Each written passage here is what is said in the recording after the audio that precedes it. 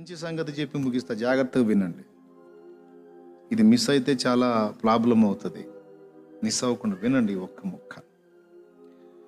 ప్రార్థన చేసేటువంటి వాళ్ళకందరికి కూడా ఉపయోగపడుద్ది. వినండి, అదే మనకు ఆయువు పట్టు, అదే ముఖ్యం. నేను నిన్న కూడా చెప్పాను, ప్రార్థనకి ఎక్కువ ప్రయారిటీ ఇస్తానని. కొంతమందికి మిగిలినవన్నీ బాగా అనిపిస్తాయి, పాటలు బాగా అనిపిస్తాయి, మాటలు బాగా అనిపిస్తాయి, కానీ వాళ్ళు ప్రార్థన చేయాలంటే వాళ్ళకి ఇష్టం ఉండదు. అదొక బోర్ అన్నమాట. అదొక రకమైన ఇరిటేషన్ ఉంటుంది ప్రార్థన అంటే. అది కూడా వాళ్ళ తప్పు కాదు పాపం, వాళ్ళని రౌండ్ చేసి ప్రేరేపిస్తున్న దురాత్మల ఎఫెక్ట్ అన్నమాట. శరీరం కోఆపరేట్ చేయదు, కానీ అసలు ఉన్నదంతా అందులోనే ఉందని దేవుడు చెబుతున్నాడు. ఏదైతే ప్రాముఖ్యమైనది ఉందో దాన్ని మన ద్వారా జరగకుండా సైతాన్ వాళ్ళ బ్యాచ్ ఖచ్చితంగా దాన్ని అడ్డగిస్తారు. ఉన్నదంతా కూడా అందులో ఉంది, వ్యవహారం ఏదైనా సరే. అర్థమైందా? అది నీకు మేలు, సమాజానికి మేలు, సంఘానికి కూడా మేలు. అందుకే చెప్తాను, ప్రార్థన విషయాల్లో కొన్ని కీలకమైన విషయాలు చెప్తాను, మీరు జాగ్రత్తగా మనసులోకి తీసుకోండి. మొట్టమొదటిది, దేవునికి ఒకడు ప్రార్థన చేయాలి అంటే ప్రార్థన చేయటం ద్వారా ఖచ్చితంగా ఈ కార్యాన్ని నేను సాధించగలుగుతాను అనే విశ్వాసం ముందు అవసరం, నమ్మకం ఉండాలి. ఆ నమ్మకం ఉన్నోడే ప్రతి సంగతిని గురించి వెళ్ళి మోకాళ్ళు వేయటానికి ఇష్టపడతాడు. అర్థమైందా? నమ్మకం లేనోడు సమస్యను వేరే విధంగా డీల్ చేసుకోవడానికి ఆలోచిస్తాడు. అవునా? లేదు, మోకాళ్ళుని నేను ప్రార్థన చేయటం ద్వారా పరిష్కారాన్ని దేవుని నుండి పొందగలుగుతాను అనే నమ్మకం ఉన్నాడు సమస్యకు సమాధానం ఎక్కడ ఎత్తుతాడు? మోకాళ్ళుని దేవుని పాదాల దగ్గర. దేవుని పాదాల దగ్గర ప్రార్థనలో వెతికి నష్టపోయిన వాళ్ళు ఎవరైనా ఉన్నారా? సమస్య లేదు అందులో. వెతకకుండా నిర్లక్ష్యం చేసి పోగొట్టుకున్న వాళ్ళు చాలా మంది ఉన్నారు. అవునా? దేవుని దగ్గర కనిపెట్టుకొని మొర్ర పెట్టేటువంటి వ్యక్తులు నష్టపోయినట్టు చరిత్రలు లేదు, పైగా వాళ్ళు అనేకులకు దీవెనకరంగా మారారు. అవునా? ఇప్పుడు ఫస్ట్ ప్రార్థనా జీవితాన్ని మనం కలిగి ఉండటానికి మెయిన్ ఆయుధం ఏంటంటే నమ్మకం, విశ్వాసం. నేను మోకాళ్ళుని ప్రార్థన చేయటం ద్వారా దేవుడు నాకు సమాధానం ఇస్తాడు, సందేహం లేదు అని దృఢంగా నమ్మినవాడు మోకాళ్ళు వేయటానికి ఎక్కువ ఆసక్తి చూపుతాడు. బైబిల్ గ్రంథంలో కూడా మార్కు సువార్త 11లో అదే చెప్పాడు. మీరు ప్రార్థనలో అడుగు వాటి నెలను పొంది ఉన్నామని నమ్మిన ఎడల అవి మీకు అనుగ్రహించబడును అన్నాడు. ఓకే, నువ్వు ప్రార్థనలో అడిగినవన్నీ పొంది ఉన్నానని నువ్వు నమ్మిన ఎడల అవి నీకు అనుగ్రహించబడును అన్నాడు. ఈ వాక్యాన్ని అక్షరార్థంగా అలానే తీసుకుంటే మళ్ళీ కొంచెం తేడా పడిద్ది. అక్కడ కొంచెం చిన్న సమాచారం ఇంకొకటి చెప్పాలి. ఏంటంటే, మీరు అడుగు వాటి నెలను పొంది ఉన్నామని నమ్మిన ఎడల అంటే ఈ చేసే ప్రార్థనలో కొన్ని పిచ్చి ప్రార్థనలు ఉంటాయి. ఏం పిచ్చి ప్రార్థనలు అంటే, మన ఇంటికి మనమే నిప్పు పెట్టుకునే ప్రార్థనలు కొన్ని ఉంటాయి, మన మెడకు మనమే తాడేసుకునే ప్రార్థనలు కొన్ని ఉంటాయి. అర్థమైందా?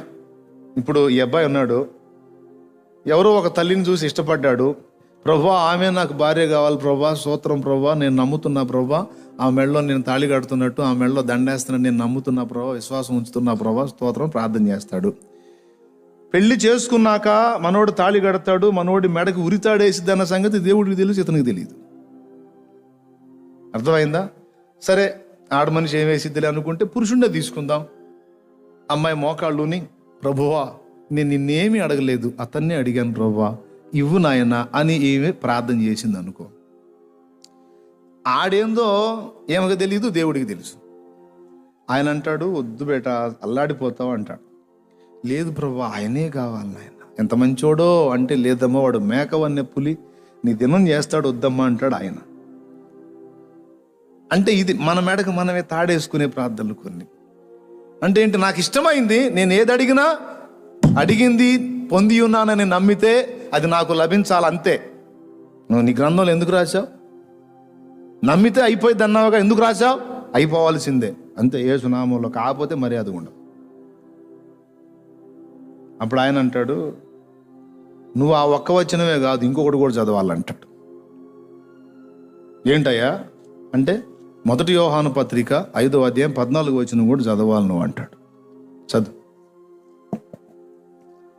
ఆయనను బట్టి మనకు కలిగిన ధైర్యం ఏదనగా, అబ్బా, ఆయనను బట్టి మనకు ఒక ధైర్యం కలిగిందంట. ఆయన చిత్తానుసారముగా మనం ఏది అడిగినను, అదుగదుగదుగదుగో, ఆయన చిత్తానుసారముగా మనం ఏది అడిగినను ఆయన మన మనవి ఆలకించుననిదియే. అది ప్రార్థనలో అడుగు వాటినలను పొంది ఉన్నామని నమ్మమన్నాడు. అయితే ఏది చేస్తావు ప్రార్థన? ఏది చేస్తావు? కొంతమంది ఇంకొక టైప్ ప్రార్థన చేస్తారు. ఏం ప్రార్థన తెలుసా? ప్రభా, ఎక్కడెక్కడ వాళ్ళంతా బాగుపడుతున్నారు ప్రభా, మా వ్యాపారం నష్టపోతుంది ప్రభా. అర్థమైందా? అంటే దీని అర్థం ఏంది? అందరూ పచ్చకున్నారు, మేమేమో అంటే, ఇప్పుడు రివర్స్లో ఆలోచించండి మీరు. మేము, వాళ్ళు నీ చిత్తం తండ్రి. వింటాడా? వినడో? అది ఆయన చిత్తం. అందరూ బాగుండాలి అందులో అని అక్కడ ఆటో మీద చూసా. దేవునికి స్తోత్రం, హల్లెలూయా. వీడియో ఒకటి భలే మాట రాశాడు అనుకున్నాను నేను, సూపర్ మాట. అందరూ బాగుండాలి అందులో.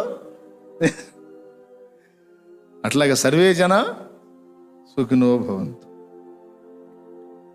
పోని ప్రభా, నేను కష్టాలు పడిన ప్రజలు బాగుంటే నాకు అంతే చాలు అనే మనసు ఉంటే, అబ్బా ఇంకా మెచ్చుకుంటాడు యేసయ్య. నీది నా బుద్ధిరా అంటాడు. నేను ఎట్లున్నా పర్వాలేదు ప్రభా, ఇతరులు క్షేమంగా ఉందని నాకు అంతే చాలు తండ్రి, నీకు వందనాలు. అది నా మనసు నాయన అంటాడు దేవుడు. కాబట్టి ఏది నమ్మినా జరిగిద్దని కాదు, ఆ నమ్మే దానిలో దేవుడి చిత్తమా కాదనే పాయింట్ కూడా ఒకటి ఉంది. అర్థమైందా? ఇప్పుడు వాస్తవంగా కాలినడకం తిరిగేవాడికి ఫస్ట్ ఏం కావాలి? ప్రభా, ఒక బెంజ్ కారు దయచేయండి ఆయన అన్న రేంజ్లో అడుగుతాయి కొంతమంది కోరికలు. అట్లా ఉంటాయి. అర్థమైందా?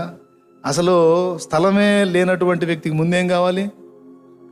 అవునా? వేరే రకంగా అడిగితే అది హాస్యాస్పదం అవుతుంది. అంటే డైరెక్ట్గా ఇలా ఎవరు అడుగుతారులేనా, మరీ నువ్వు ఓవరగానే. సైకిల్కి కూడా దిక్కులేనివాడు బెంచ్ కారు అడుగుతాడా? వాడికి అసలు సైకిల్ దొక్కటం రాని వాడికి బెంచ్ కారు ఎట్లా అడుగుతాడు? మరీ నువ్వు అసలు అని అంటారేమో మీరు. సైకిల్ దొక్కటం కూడా అవకాశం లేని వాడికి, సైకిల్ కూడా లేని వాడికి బెంచ్ కారు అడుగుతాడని నేను ఎప్పట్లా ఎగ్జాంపుల్గా చెప్తున్నా. అంటే కొంతమంది దేవుణ్ణి అడిగే ఈ టైపులో ఉంటాయి, మరీ అతిగా. కాబట్టి అది ఒప్పుకోడు.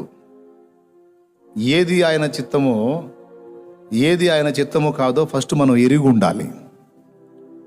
ఎరుగుండాలంటే అదే అర్థం కావట్లేదన్నా. ఎందుకు అర్థమైంది?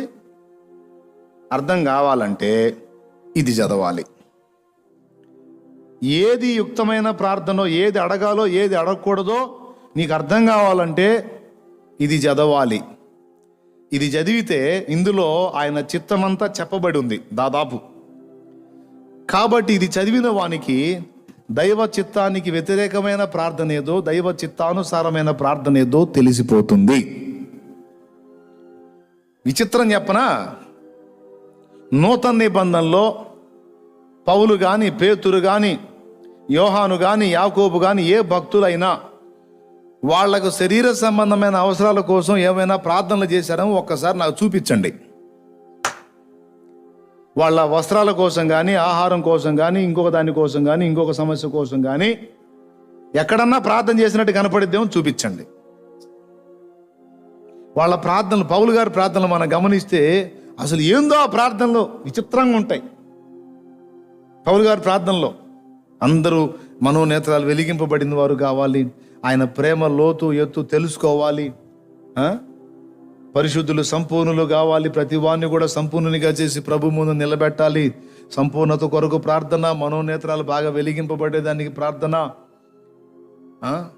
అంతటా అందరూ మారు మనసు పొందాలని దాని కొరకు ప్రార్థన, రాజుల కొరకు ప్రార్థన, మనుషులందరి కొరకు ప్రార్థన, అధికారుల కొరకు ప్రార్థన, విజ్ఞాపన, యాచన, కృతజ్ఞతాస్తుతులు. అసలు వాళ్ళ ప్రార్థనలన్నీ కూడా సమాజంలోని వ్యక్తులు అంతా ఇతరులతో ముడిపడి ఉంటాయి. దైవ సంకల్పం, ఆయన సంకల్పం యొక్క నెరవేర్పు వాటి చుట్టూ ఉంటాయి. అవునా? వాళ్ళ పర్సనల్ వాళ్ళు అంతగా అడిగినట్టు మనకు కనపడదు. మీకేమన్నా కనపడితే ఏదన్నా నాకు కూడా చెప్పగలరు. అవునా? కానీ మనం మోకాళ్ళు వేస్తే రివర్స్. వాళ్ళేమో వేరే సంగతులను గురించి విజ్ఞాపన చేసి దైవ చిత్తం, దైవ సంకల్పం నెరవేర్చడం కోసం ప్రార్థన చేసి, అవునా, ఎక్కువ శాతం అంతా ఇతరుల మీద, దేవుని చిత్తం మీద, దేవుని సంకల్పాలు నెరవేర్చడం మీద, మనుషుల మనోనేత్రాలు వెలిగించబడే మీద, ఆత్మ రక్షణ మీద, భూరాజుల మార్పు మీద అంతా వాళ్ళ మైండ్ అంతా అడ్డు పెడితే మనమేమో అవన్నీ పక్కన పెట్టి ముందు నా సంగతి ఏంది, నాకు అది, నాకు ఇది, నాకు ఆ సమస్య, నాకు ఈ సమస్య, మరి నా సంగతి ఏంది? అవునా?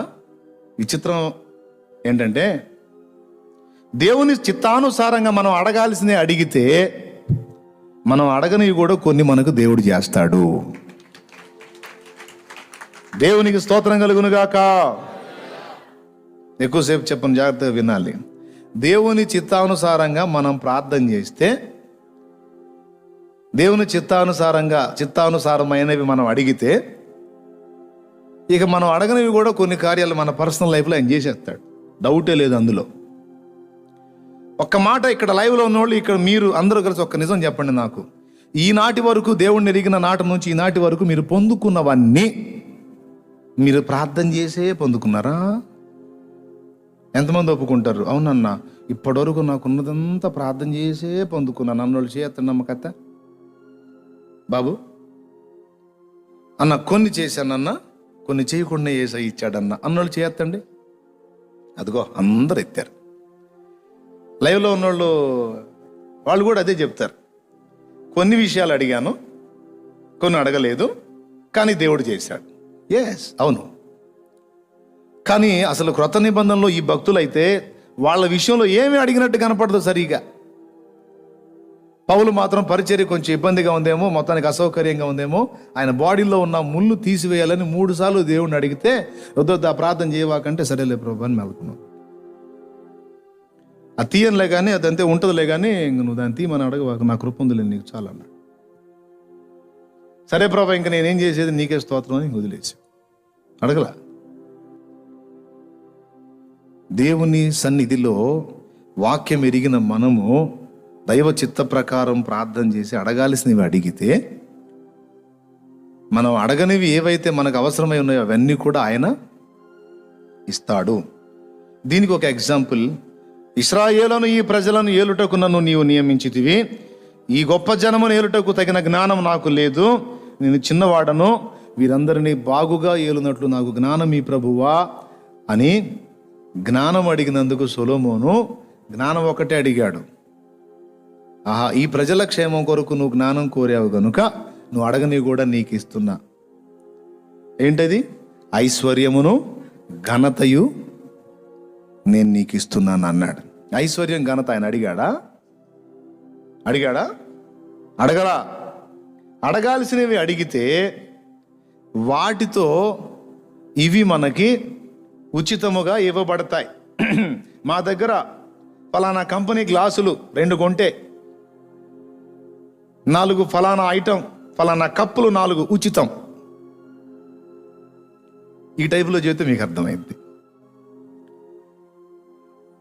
మా దగ్గర బైక్ కొంటే మీ తల పగలకుండా హెల్మెట్ ఉచితం అన్నట్టు. అవునా? వాళ్ళే ముందు జాగ్రత్తగా మనకి భద్రత కవచాలు ఇస్తారు అన్నట్టు. అట్లాగా ఏది ముఖ్యమైందో దాన్ని మనం కానీ గురి చూడగలిగితే, దాన్ని మనం పట్టుకోగలిగితే, దాని కొరకు విజ్ఞాపన చేయగలిగితే, దాంతో లింక్ అయి మనకు కావాల్సినవన్నీ ఉంటాయి. మనం దేవుని చిత్తానుసారమైంది సాధించగలిగితే దాంతోపాటు మనకు కావాల్సిన ఐటమ్ కూడా దాంతోనే దొరుకుతుంది. ఇది రహస్యం. దేవునికి స్తోత్రం కలుగును గాక. ఇక నువ్వు నీ సంగతుల గురించి అడుగు, అడక్కపో.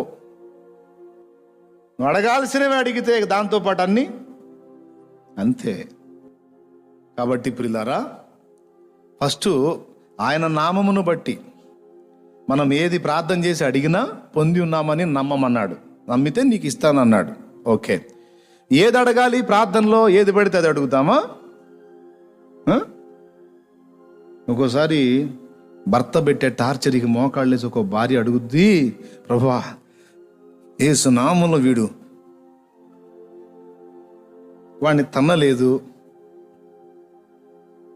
అలాగని వెళ్ళలేదు, కొట్టాడు, బాగా పోయాడు, ఇక ఏం చేయాలి అర్థం కాక మోకాళ్ళు, నిజంగా నేను నీ బిడ్డలైతే యేసు నామములో వీడికి లారీ.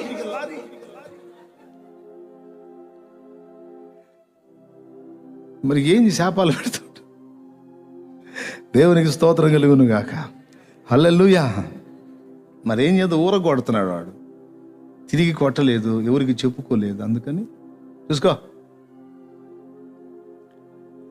అట్లాగా కొన్నిసార్లు కొన్ని విరుద్ధమైన ప్రార్థనలు కూడా మనం చేస్తాం. ప్రభువా సహనపు శక్తి నాకు ఇవ్వు, అతన్ని విరగొట్టమని నేను అడగను కానీ, అతన్ని చంపేయమని నేను అనను కానీ, అతన్ని ఏలుబడి చేస్తున్న పాపాన్ని చంపేయి ప్రభువా, అతను కఠినపరచబడిన తన గుండెను విరగొట్టు ప్రభువా, నీకు స్తోత్రమని జ్ఞానయుక్తమైన ప్రార్థన చేయగలిగింది వాక్యం ఎరిగిన మనిషి. కాబట్టి వాక్యము ఎరిగినట్లయితే దాన్ని బట్టి మనం ఏది ప్రార్థించాలో అందులో మనకి ఉంది పాఠం. ఓకేనా? ఆయనను బట్టి మనకు కలిగిన ధైర్యము ఏంటంటే, మనం చేసే ప్రార్థన ప్రభు చిత్తమో కాదో ఒక్కటి మన క్లారిటీ ఉంటే, ఇది ఆయన చిత్తమే అనేది నీకు స్పష్టమైతే, నువ్వు అడిగింది ఖచ్చితంగా జరిగింది, డౌట్ లేదు అనే నిశ్చయత నీలో ఉండాలి, నాలో ఉండాలి, అంతే, సందేహం లేదు.